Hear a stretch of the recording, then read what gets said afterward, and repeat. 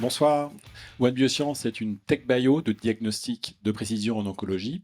On a été créé en 2020 par Céline Vallot, qui est directrice de recherche à l'Institut Curie.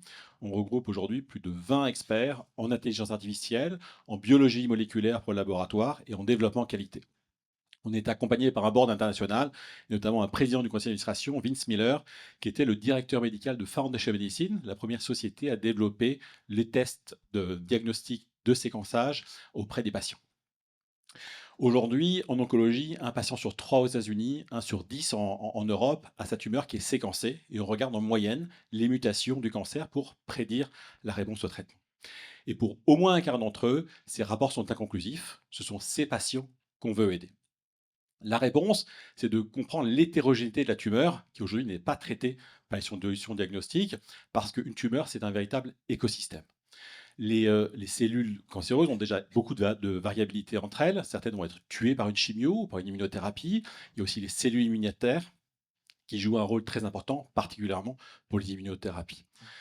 La solution technologique, c'est le single cell, c'est-à-dire la capacité à analyser l'hétérogénéité de cette tumeur, cellule par cellule, jusqu'à 5000 cellules dans une tumeur. C'est une technologie qui existe en recherche depuis plus de 10 ans et on est la première société à l'amener dans le parcours du soin du patient pour en faire une solution diagnostique. Notre business model, c'est comme les champions américains, Foundation Medicine ou Tempus, de travailler d'abord avec des sociétés pharmaceutiques et des biotech pour les aider dans l'identification de nouvelles cibles, mais surtout en essai clinique pour sélectionner les patients, augmenter les taux de réponse et les chances de succès de leur thérapie.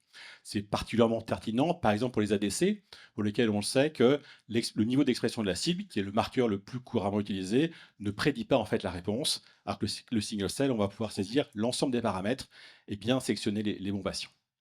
Ensuite, on veut aussi développer une solution diagnostique à l'hôpital pour aider les cliniciens à choisir le bon traitement pour chaque patient et avoir une véritable médecine personnalisée. En termes de financement, on a réussi notre série A de 15 millions d'euros l'été dernier avec des leaders comme Sofinova, Redmile ou Invus. En termes de business, notre premier client, c'est Sanofi. Et on discute d'un partenariat plus large avec eux. On a aussi deux autres clients et on vise 1 million d'euros de chiffre d'affaires cette année.